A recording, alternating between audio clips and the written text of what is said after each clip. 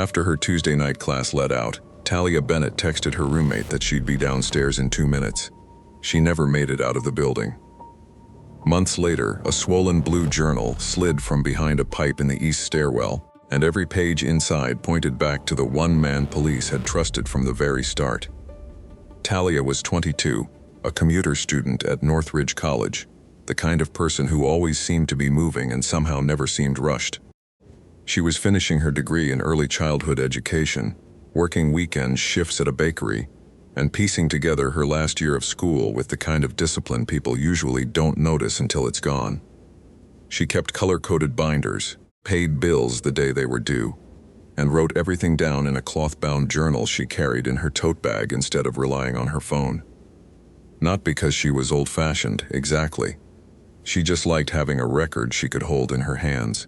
Grocery lists, class notes, things her little nephew said, reminders to call her aunt back, worries she didn't want to say out loud.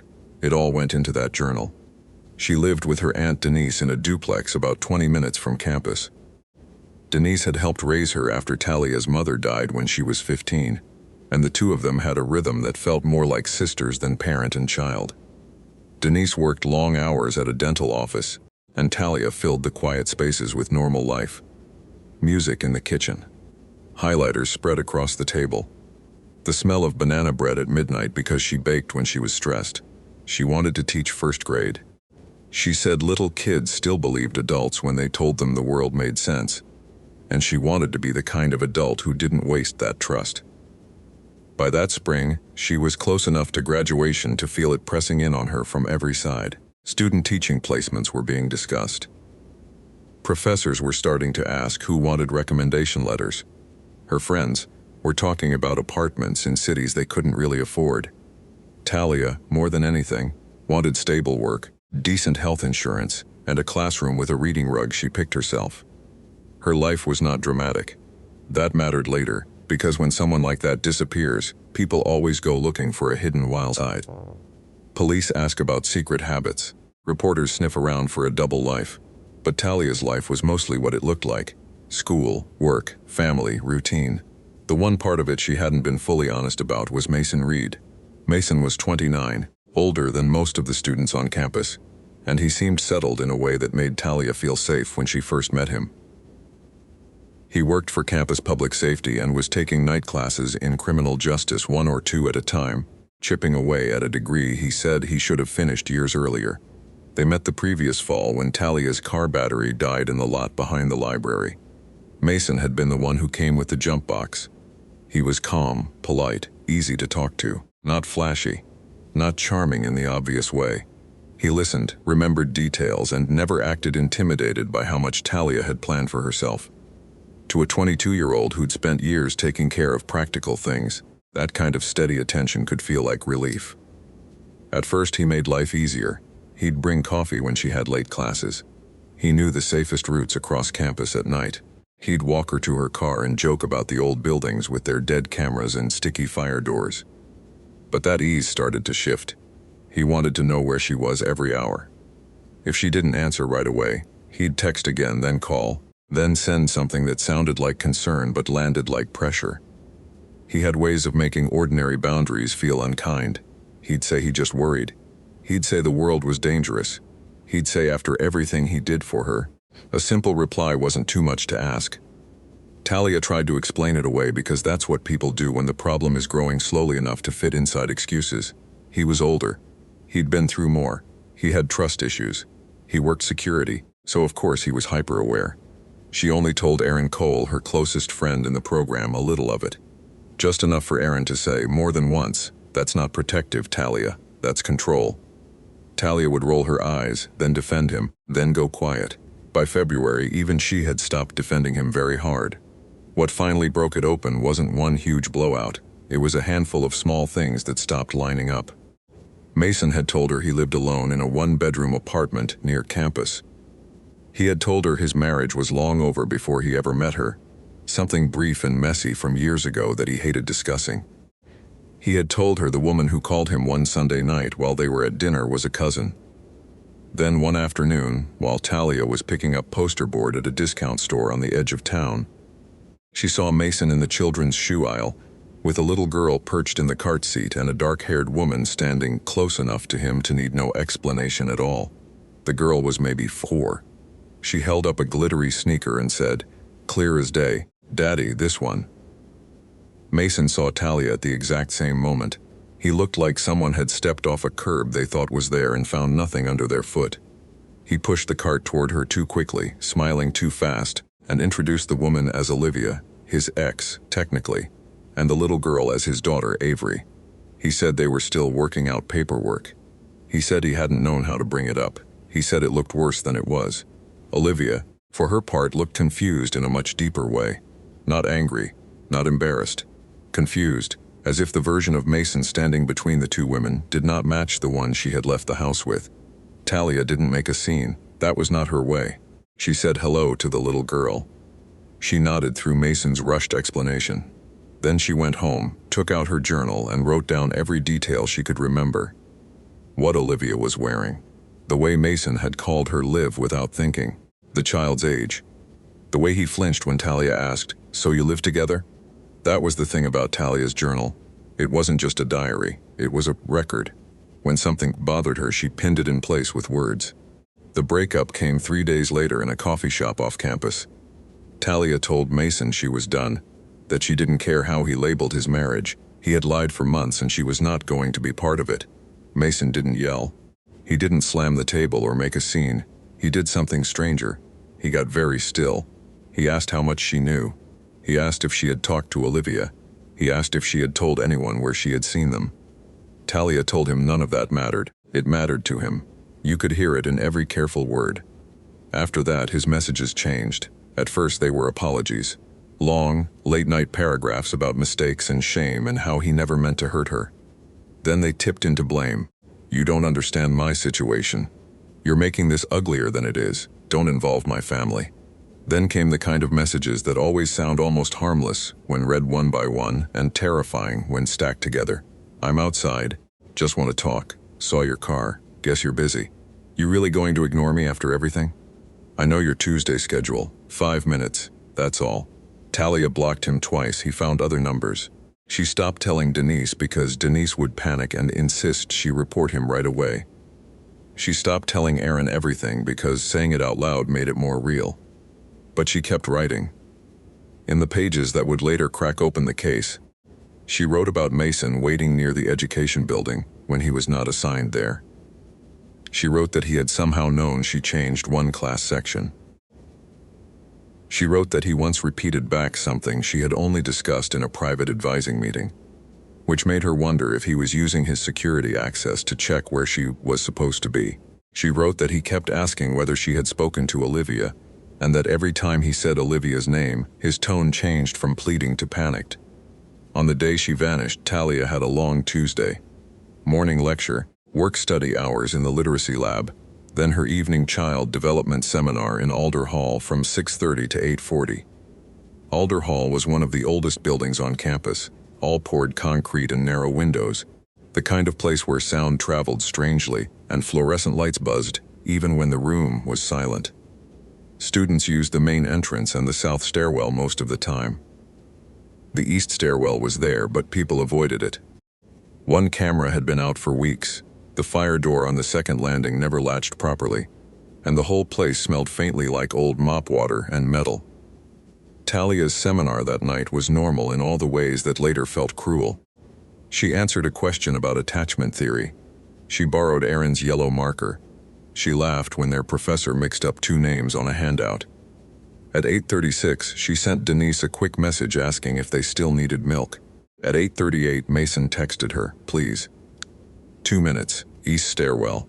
I have your spare key and the children's books you left in my trunk. Then I'll leave you alone." Aaron would remember seeing Talia read the message and close her eyes for a second like she was bracing against a headache. Aaron asked if she wanted company. Talia said no. She said, "I just want my stuff back." She packed her notes, slid her journal into her tote, and told Aaron she'd be downstairs in a minute. Aaron headed toward the restroom first. That small break in routine would matter for the rest of her life. The last confirmed sighting of Talia Bennett came from a hallway camera at 8:44 p.m. She stepped out of room 214, tote bag over one shoulder, phone in hand, and turned toward the east stairwell. She looked tired, not scared. She pushed the door open and disappeared into the frame's blind spot. She never came back through it. What investigators later pieced together happened in that stairwell took time, warrants, forensic work, and months of pressure that should have been applied on the first night. But the broad shape of it was this. Mason was already inside when she arrived. He had entered with his keycard at 8:42, 2 minutes before Talia left class. He met her on the second-floor landing, where a concrete half-wall blocked the view from the hall the second the door swung shut. He had her spare key in his pocket, but no children's books. That had been bait. Talia confronted him immediately, not with drama, with facts. She told him she knew Olivia was not an ex. She told him she was done covering for him. She told him if he contacted her again, she was going to report him to his supervisor and tell Olivia exactly how long he had been lying. Something about losing control hit Mason harder than losing Talia herself. He tried to take the journal first. That detail came out later from the torn binding, the drag marks on the cover, and bruising on Talia's hand documented when her body was found. He knew she wrote things down. He had joked about it before, called her his little historian. That night, it stopped being a joke. Talia pulled back, her tote strap snapped, papers scattered across the landing. One of them was a worksheet later found stuck under a radiator pipe in the basement. Talia turned toward the door, maybe to leave, maybe to shout. Mason grabbed her by the arm, dragged her backward, and when she fought him, he slammed her head against the concrete edge of the stair rail. The blow stunned her, but it didn't kill her. He then strangled her with both hands until she stopped moving. No one heard it because Alder Hall was emptying by then, and the east stairwell was exactly the place Mason himself had told Talia to avoid at night because nobody ever uses it. He knew its dead spaces. He knew when rounds were light. He knew which doors could be opened without showing up on public logs, and which ones only appeared in staff access records. Nobody bothered pulling, unless they already distrusted the employee using them. That was the blind spot at the heart of the first investigation. Mason wasn't a stranger in the background. He was the helpful security officer who stayed late, handed out bottled water at search parties, and had access to the same building maps detectives were using. When Talia didn't come home, Denise called first, then Aaron, then campus police. Mason was one of the first people informed because of course he was. He even joined the initial sweep of Alder Hall. By then, Talia was already hidden in a locked custodial cage in the basement service corridor, wrapped in a plastic tarp used by the maintenance staff. Mason had moved her there on a wheeled recycling cart through an employee-only passage at 9:03 p.m. His keycard records showed it. Those records existed from the start. Nobody looked closely enough to see what they meant. Instead, the early hours of the case got pulled off course. At 9:17 p.m. Talia's phone sent Denise a message. Need a little space tonight, don't freak out. At 10:02, Aaron got one too. I'm okay. Just can't deal with everyone right now. Those texts bought Mason time because they sounded close enough to Talia's voice if you didn't know her well and all wrong if you did. Denise said immediately that her niece would never write, don't freak out. Aaron said Talia always used punctuation, always. But once police hear from a missing adult's own phone, the whole emotional temperature changes. Maybe she left voluntarily. Maybe she was overwhelmed. Maybe she needed time. Denise kept saying the same thing. Talia did not go anywhere without telling her. Talia did not leave her medications. Talia did not ignore calls from her nephew on his birthday, which fell 2 days later. And Talia did not abandon her journal. That last part didn't move anyone at first. To investigators, a missing journal sounded like a missing notebook. To Denise, it meant something else. She knew Talia's routines down to muscle memory. If Talia came in carrying groceries, the journal went on the counter before the milk went in the fridge. If Talia sat down to eat, the journal stayed within arm's reach. It was where her lesson ideas were, her interview prep, her passwords half hidden inside silly memory tricks, the shape of her daily life. Denise told police, if she walked away on purpose, she took that book with her. If she didn't take it, she didn't leave by choice. Searches spread outward over the next days. Parking lots, retention ponds, the tree line behind campus. Talia's bank card wasn't used. Her social media stayed silent. Her phone went dark sometime after midnight and was later believed to have been thrown from a bridge into a quarry-fed reservoir 15 miles away. Detectives checked traffic cameras and gas stations. Tips came in from people certain they had seen her at a bus stop, in a diner, near a motel off the highway. None of it held. Mason gave a careful statement. He admitted they had dated. He admitted things had become complicated after Talia learned about his daughter. But he said he had accepted the breakup. He said he never met her that night. He said he had spent the key part of the evening outside with a delivery driver and another officer checking a problem gate by the south lot. It sounded plausible because he knew exactly what level of detail sounded helpful without sounding rehearsed. He also knew the other officer had stepped away twice and would only be able to confirm pieces of the timeline, not all of it. There was another reason suspicion didn't settle on him fast enough. Talia had not formally reported the harassment. She had told friends, written it in private, and tried to handle it herself. That left investigators with the most common and most dangerous kind of gap. Behavior everyone around a victim knows is wrong, but almost none of it documented in the right official place before the person disappears. Weeks passed, then more weeks. Spring bled into early summer. The flyers curled at the corners. Denise kept Talia's room exactly as it was because changing anything felt like betrayal. Aaron stopped taking the east stairwell entirely.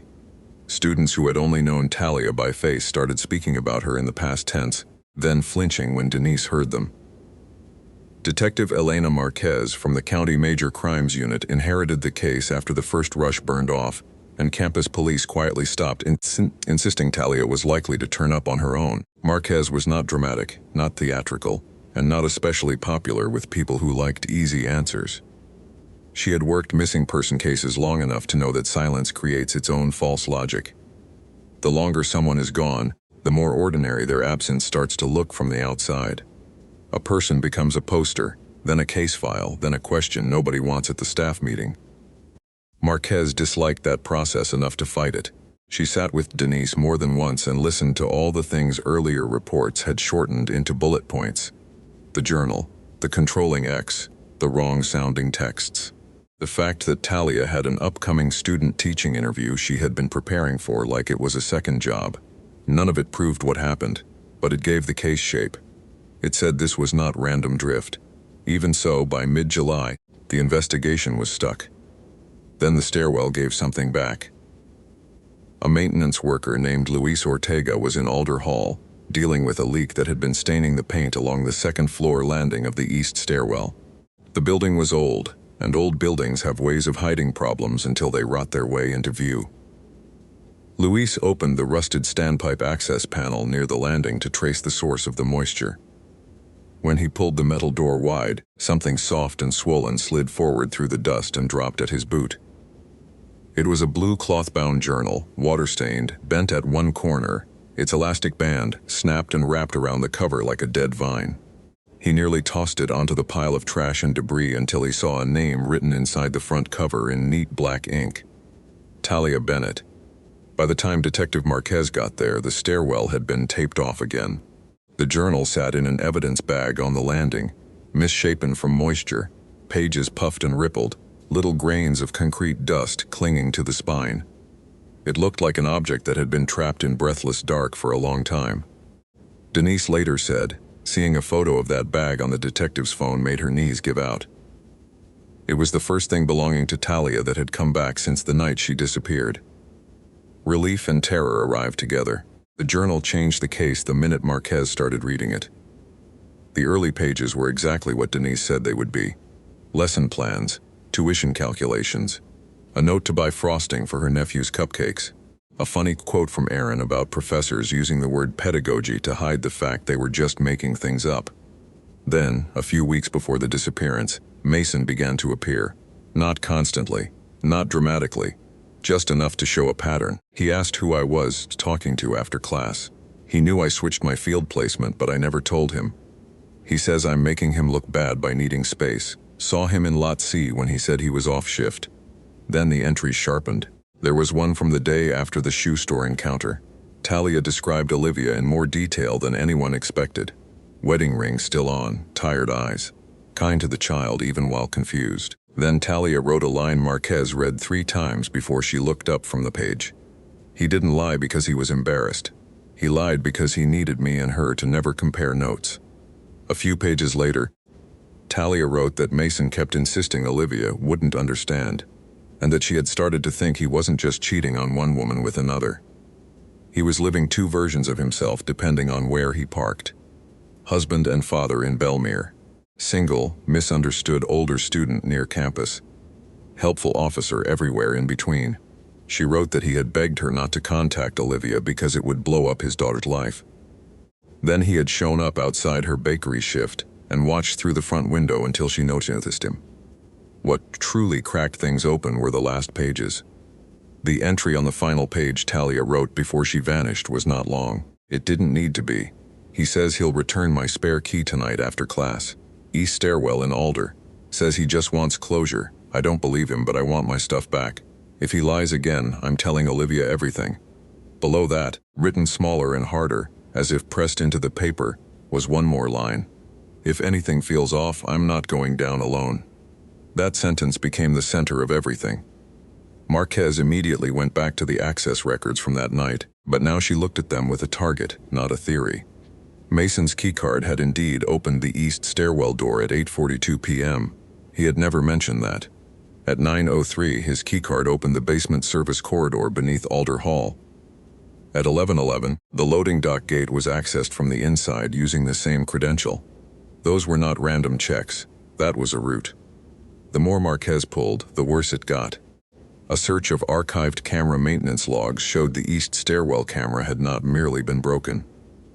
It had been manually marked a waiting part by Mason himself, who had no authority to close equipment tickets but sometimes did the paperwork for overnight issues. A GPS review of his campus patrol vehicle turned up a suspicious gap between 11:14 and 12:08, the night Talia vanished. The unit had been powered down. Mason claimed battery trouble. The mechanic records showed no battery issue before or after. A forensic download from Mason's personal truck, obtained later by warrant, showed a device with Talia's phone identifier had paired with the truck's Bluetooth system at 11:27 that same night. Just once. Just long enough to suggest her phone had been inside his vehicle. When Marquez and her team went back to the basement service corridor with luminol, a narrow custodial cage behind a utility partition lit up in uneven blue streaks. It had been cleaned, and cleaned well, but not perfectly. Blood was found in the track of the rolling door and inside a drain groove where a mop never quite reached. The DNA profile was degraded. Months had passed, but enough remained to match Talia. The journal had reopened the case. Now the evidence was starting to stack. Mason was brought back in for a second interview. This time Marquez did not ask broad questions. She set the journal on the table in its evidence sleeve and let him look at it. People always say seasoned liars don't react, but that isn't true. They react differently. Mason didn't gasp or swear or demand a lawyer on the spot. He stared too long, then too briefly. His eyes went to the bent corner before they went to the name. He asked where it had been found before Marquez told him. That mattered. He had no reason to know it was in a stairwell wall unless he had been there when it disappeared. He stuck to the same story at first. He had texted her, yes, but only to apologize and return the key. She never showed up. The basement access was part of his duties. The loading dock was a security check. The gap in vehicle GPS was a glitch. He couldn't explain the phone pairing. He couldn't explain why he had deleted several messages to Talia in the hour after her class ended. He said he panicked because he knew he looked bad, and because once she went missing, every text between them would be read the worst possible way. Marquez kept her voice steady and asked, "Did you kill her before or after she told you she was contacting your wife?" That was the first time Mason's face changed. The next step was Olivia. Until then, Olivia Reed had been a shadow in the story. The woman from the shoe store, the wife Talia, never got to warn properly. Marquez drove to Belmere and sat at Olivia's kitchen table while a little girl colored dinosaurs in the next room. Olivia looked exhausted in the deep, worn-down way of someone who has spent a long time rearranging reality to keep daily life functioning. She confirmed what Talia had suspected. She and Mason were not separated. Not really. He had moved out for space more than once, but he still came back, still ate dinners there, still used the garage keypad, still slept in the house on and off whenever he said work was busy. Olivia knew he had cheated before. She did not know about Talia by name until police arrived months earlier asking questions. Mason had told her that student was unstable, clingy, not a real relationship, just someone who got the wrong idea. Then Olivia said something that tightened the whole case. On the night Talia disappeared, Mason came home after midnight. He showered immediately, which he almost never did after a shift because he usually showered in the morning, before taking Avery to preschool. He took his uniform boots out to the garage instead of leaving them by the mudroom. 2 days later, those boots were gone. When Olivia asked, he said they were worn out and he tossed them. She thought that was odd because he was cheap about everything and would wear cracked soles until rain got in. She also remembered Mason washing a blue smear out of the cuff of his jacket in the sink around 1 in the morning. She had asked whether it was paint.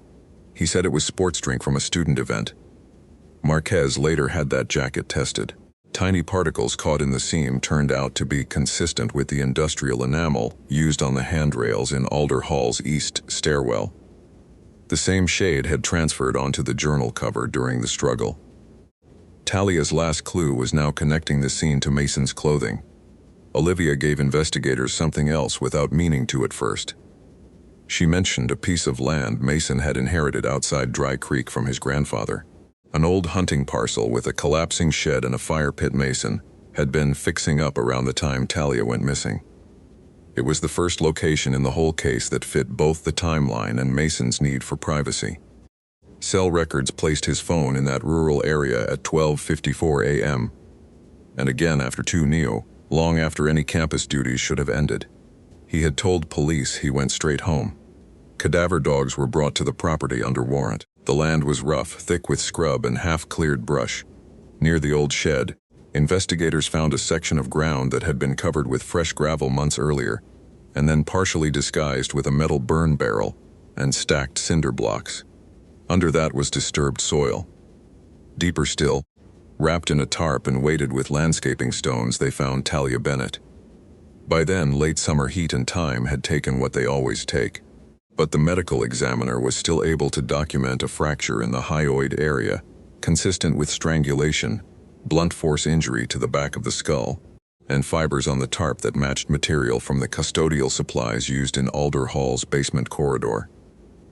Her right hand had healed to nothing, of course, but photographs and bone analysis supported what the scene suggested. She had fought hard. The recovery ended the missing person phase of the case. It also answered the question that had haunted Denise most. Where had Talia been all those months while everyone searched in circles? She had been buried on private land belonging to the man who used his job, his age, and his calm voice as cover. Hidden just far enough from campus to break the pattern and close enough for him to reach before dawn. But Marquez still had to prove the full chain. Finding a body on a suspect's land is powerful. It is not by itself a perfect prosecution. Mason would eventually claim someone had framed him, that the land was accessible, that Talia's journal was planted when police realized their case was weak. So Marquez built slowly and in layers the same way Talia had written. Forensic analysts examined the journal not just for what was visible, but for what had been pressed into it. On one page near the end, a lab technician used oblique light and digital enhancement to recover indented writing from a torn-out sheet. It showed part of Olivia's name, a Belmere Street address, and the phrase "tell her myself if he won't." That mattered because it proved Talia had actively confronted Mason's double life before she vanished. It established motive in her own hand. Other pages contained his partial print in areas near the back, over newer entries Talia's family said she would never have let anyone handle. The positioning suggested he had flipped through those pages, likely the night he killed her, trying to see what she had recorded. Police also recovered deleted messages from a cloud backup tied to Mason's old tablet. One of them, sent the day before the murder, and later erased from his phone, read, "You blow this up and you hurt people who didn't do anything to you. Don't force me into a corner." Another, sent just 47 minutes before Talia left class, read, "East Stairwell, no games, bring my key if you want closure." That message matched the journal entry and boxed in his lie about never meeting her. Then came the witness details people overlook until they start lining up. A janitor remembered seeing Masons pushing a large recycling cart into the service elevator, much later than any routine trash run, and thought it was odd because the bag inside looked too heavy and the wheels dragged. He only realized the date when shown the shift schedule. A student worker recalled Mason asking the next morning whether anyone had found a blue planner in Alder Hall, which he had never reported before because it seemed meaningless. Another officer admitted Mason had insisted on taking over the first interior sweep of the east side of the building, even though that wasn't his assigned. At trial, the prosecution laid the case out in the order Mason had hoped no one ever would. They started with Talia herself, because juries need to understand a person before they can understand the violence done to them. Denise testified about the journal, about Talia's routines, about the messages that sounded wrong. Aaron testified about the class that night, the text Talia received, and the words, "I just want my stuff back."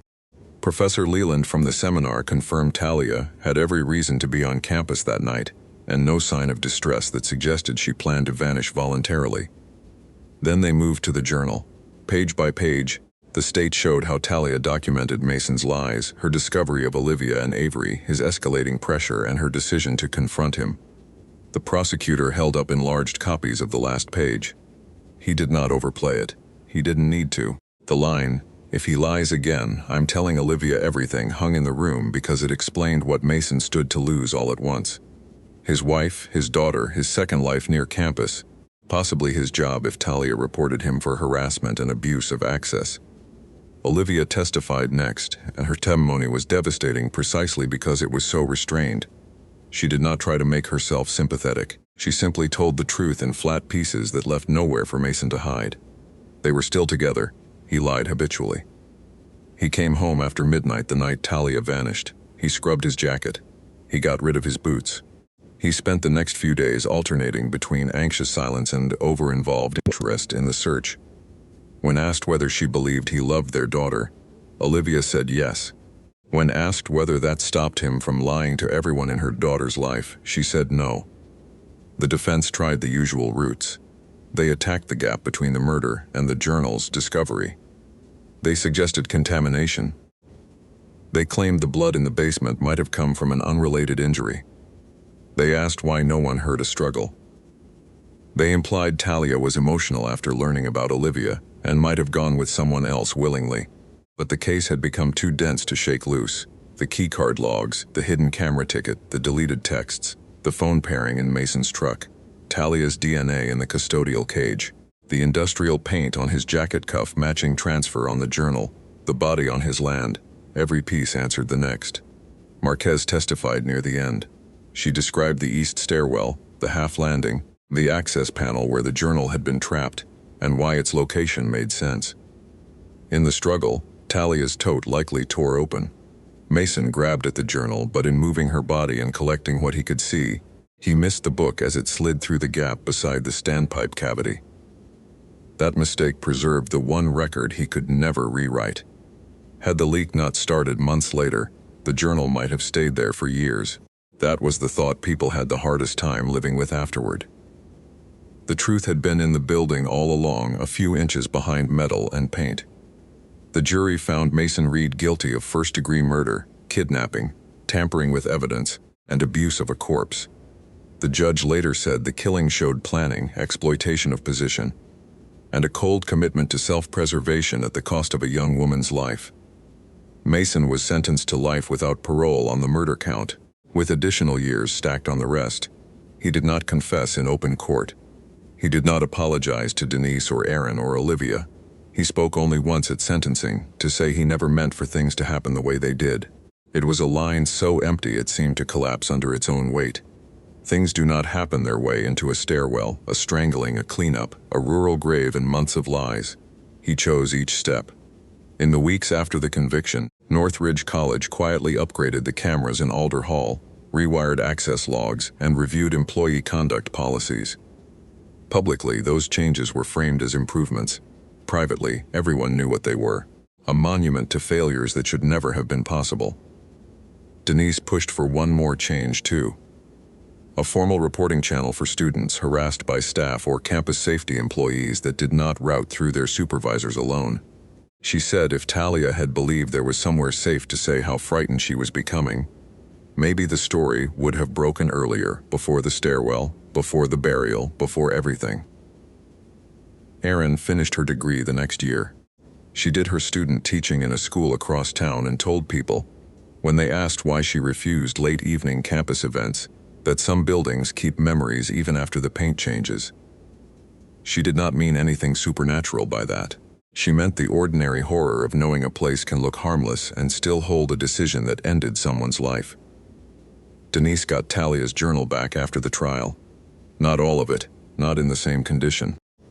The evidence technicians had preserved it as carefully as they could, but moisture had warped whole sections, and some pages were too damaged to turn without gloves. Denise said she wasn't interested in the pages about Mason anyway. She wanted the small ones, the grocery list, the cupcake note, the line about one of her future students drawing a cat with 6 whiskers on one side and none on the other. The proof that before Talia became a case, she was simply herself. Ambitious, tired, funny, observant, trying to build a decent life. That is what makes this story land so hard. Talia did almost everything people tell women to do when something starts to feel wrong. She noticed patterns. She wrote things down. She ended the relationship. She told a friend some of it. She tried to get her property back in a public building she had every reason to think was safe. The man who killed her did not get away with it because he was brilliant. He got away with it for months because he understood routine better than anyone around him. He knew which stairwell nobody used. He knew which camera stayed dead. He knew how easily a helpful man in uniform is believed over a frightened woman still trying not to make a scene. And in the end, what undid him was the one thing he couldn't charm, threaten, or erase. A journal. A battered, waterlogged book found in a stairwell months too late. Still carrying the quiet record of a student who saw the truth clearly and wrote it down before she vanished.